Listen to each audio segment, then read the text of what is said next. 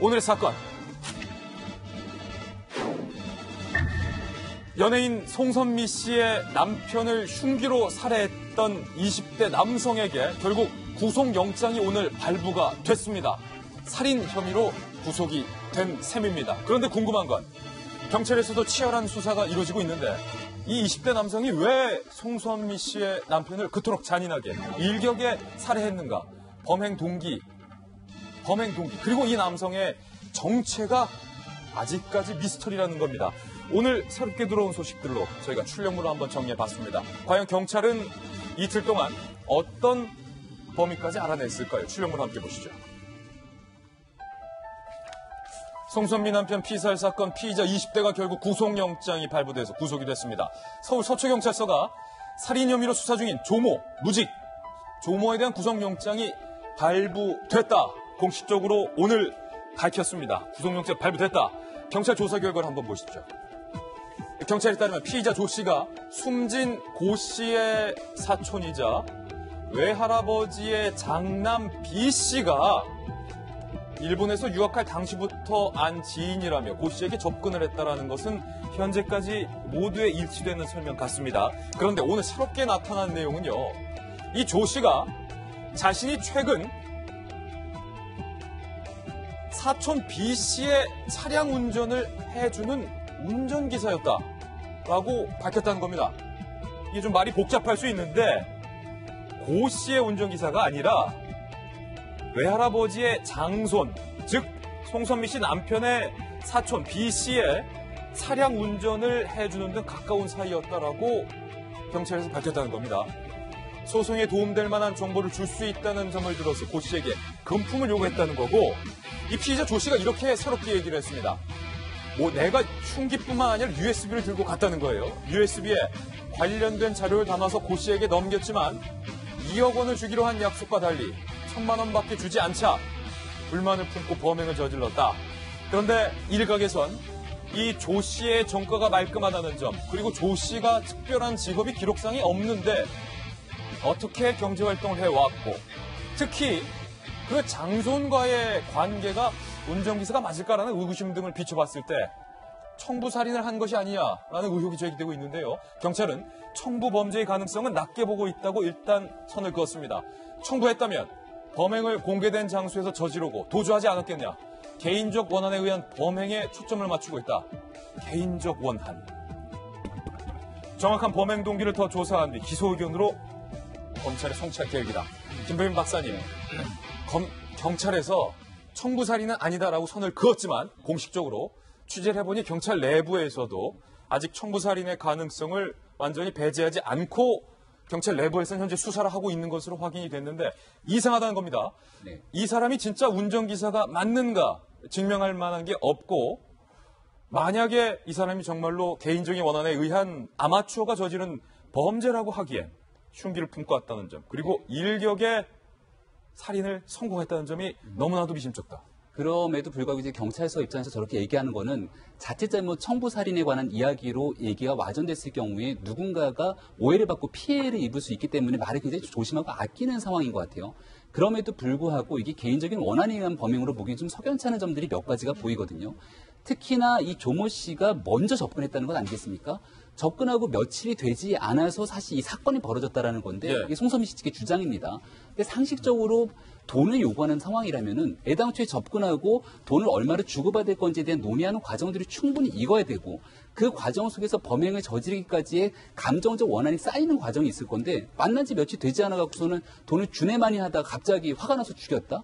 이게 좀 상식적으로 납득하기 어려운 측면이 하나 있는 거죠. 부분이 이해 안 된다는 거예요. 돈이 아닐 수도 있다. 이해가 안 되는 거고 어제도 말씀을 드렸지만 그 무직인 28세의 젊은 청년이 회칼을 미리 준비해 갖고서는 변호사 사무실에 가서 만나자마자 바로 그 건장한 남성 아니겠습니까? 40대 남성이 갑자기 누군가가 나에게 칼을 들이민다면 방어적으로 피하기 마련이잖아요. 피하거나 반격을 하거나. 반격을 하거나 마련인데 그럴 새도 없이 한 번의 목을 관통상으로 한 번에 일격을 가해서 이제 죽음에 이르게 만들었다는 점 등은 굉장히 좀 수상한 상황이 아닐 수 없고요. 굉장히 뭐랄까요? 네.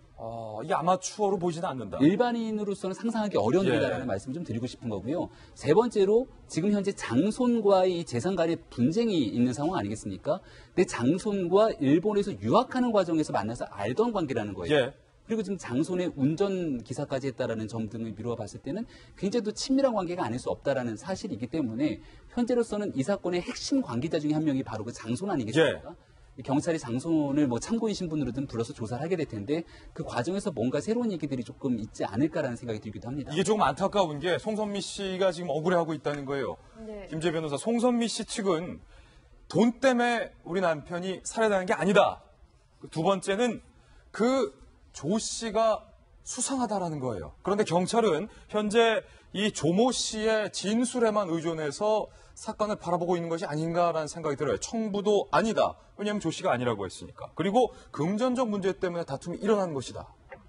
아직 수사 초기 단계에 있어서 뭐라고 확정적으로 말씀드리기는 어렵지만 여러 가지 의문이 남는 그런 사건이긴 한 것 같아요. 특히 이제 그 필요한 정보를 USB에 담아서 전달했다라고 이야기하고 있는데 그 USB는 그럼 지금 어디 갔느냐? 예. 그리고 필요한 정보라는 것이 과연 무엇이었느냐? 예. 그럼 그거에 대해서도 이제 경찰에서 조사를 하다 보면 정말 이 정보라는 것이 2억 원을 주기로 약속한 정도의 그런 가치가 있었는지를 경찰도 판단을 하게 될 거잖아요. 예. 그렇게 치자면은 과연 그런 약속이 정말 있었는지, 그래서 그 약속을 어겨서 저렇게 범행에 이르게 된 것인지 여부가 아마 밝혀지게 될 것이고, 개인적인 원한으로 보기엔 상당히 어려운 게 지금 세 번째 만난 자리에서 저렇게 예. 살해를 당했다고 하거든요. 개인적인 원한이 뭐 거의 진짜 사람의 목숨을 앗을 정도의 원한이라면 뭔가 이렇게 심각한 사건이나 아니면은 그 예전부터, 오래전부터 알고 지내던 그런 사이일 가능성이 굉장히 큰데 겨우 만난 지 3번 만에 그것도 소송 관계로 만나서 정보를 주고받는 일에 관해서만 이야기를 나눈 그런 당사자가 얼마나 그런 원한을 갖게 될 수 있을지가 약간 합리적으로 좀 의심스럽다 이런 거죠. 그렇다 보니까 좀 더 이제 주변 관계자들의 그런 진술이나 그런 것들 좀 더 확보해가지고 좀 객관적으로 판단을 해봐야 될 걸로 알죠. 지금 경찰이 이 조 씨의 진술에만 너무 의존해서는 안 된다는 건데 이런 말을 하더군요. 정성희 위원님. 하여튼 경찰과 사건을 많이 겪어본 한 분이 이러더라고요. 정말로 완벽한 청부는 범행 현장을 도망가지 않고 완벽한 알리바이로 본인이 다 뒤집어 쓰는 거다. 이런 얘기를 하더군요. 이 사건에서 가장 이해할 수 없는 점이 그 점이었습니다. 미리 이제 회카를 준비해서 계획 살인을 하고 도망가지 않았다는 것이죠. 도망가지 않고 앞날이 창창한 20대가 그냥 붙잡혔다는 거죠. 그리고 본인이 원한 관계로 받을 돈을 못 받아서 살해했다고 진술을 하고 있습니다. 앞뒤를 보면은 의문나는 점은 하나도 없어요. 예. 범인이 현장에 있었고 현행범으로 체포가 됐고 근데 본인이 했다고 얘기를 하고 있고 예. 원한을 가지고 있다고 얘기를 해서 모든 것이 너무 클리어합니다. 그러니까 우리가 이제 추리소설을 읽을 때 이거 제가 음모론에 빠지는 건 아니지만은 처음에 너무나 명백하게 범인이 드러나면 그 사람이 아니잖아요. 예. 범인이 이제 우리 이제 그런 것처럼 너무나 이 상황이 그러니까 상황 자체는 명백한데 도대체 그 현의 그 범이 바로 죽이고 했던 상황도 너무 명백한데 너무 명백하다 보니까 알리바이까지 완벽하다. 이상한 거예요. 예. 그렇게까지 아까 얘기한 대로 3번밖에 안 만났고 2억 받기로 했는데 1,000만 원밖에 안 준다고 해서 나와서 준비를 했다는 게 너무나 앞뒤가 안 맞으니까 오히려 수상한 점이 좀 있는 것 같습니다. 예, 송선미 씨 측에서는 이 조 씨한테 금품을 주기로 한 사실도 없고 금품 문제 때문에 남편이 살해된 것이 아니다라고 보고 있고 경찰은 개인적 원한이라고 보고 있어서 송선미 씨와 경찰 측의 입장이 조금은 지금 미묘하게 갈라지고 있는데 경찰의 조속한 그리고 또 객관적인 조금 더 치밀한 수사가 있어야 할 것 같습니다. 첫 번째 사건 보도해드렸습니다. 이번엔 두 번째 사건 라인업을 공개합니다.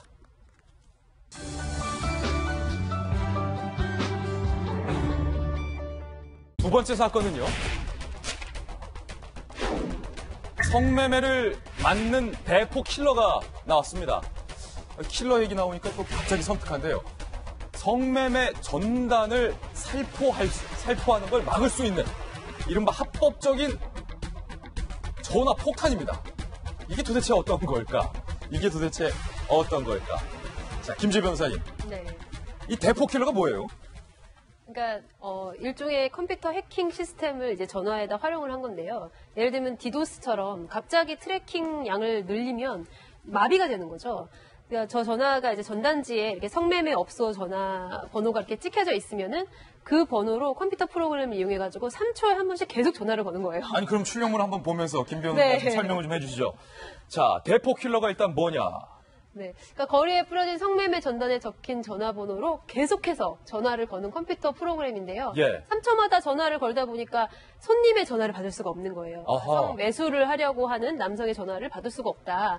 그래서 3초마다 계속 전화가 오고 이 전화를 받으면 이제 여기는 뭐 서울시 경찰청입니다. 뭐 이거 불법이니까 이런 행위를 중단하시기 바랍니다. 뭐 이런 식의 안내 방송이 나오는 겁니다. 그렇군요. 이게 성매매 전단 요즘 뭐 저 강남역 사거리 아니면 양재역 사거리 가면 많거든요. 무슨 네. 무슨 오피스텔 몇 번에 몇 번 전단지가 발에 채 있는데 그 전단지 번호로 우리 경찰 측에서 막 대포폰에 무작위로 전화를 거는 거예요. 30분 괴롭히는 겁니다. 그래서 고객의 전화가 안 와서 결국은 이 성매매 업자가 전화번호를 바꾸는 네, 네. 뭐 그런 지금 원리인데 원리 한번 보실까요? 컴퓨터에 성매매 업자의 전화번호를 입력하면 3초마다 자동으로 해당 번호의 발신 번호가 바꿔가면서 전화를 건다.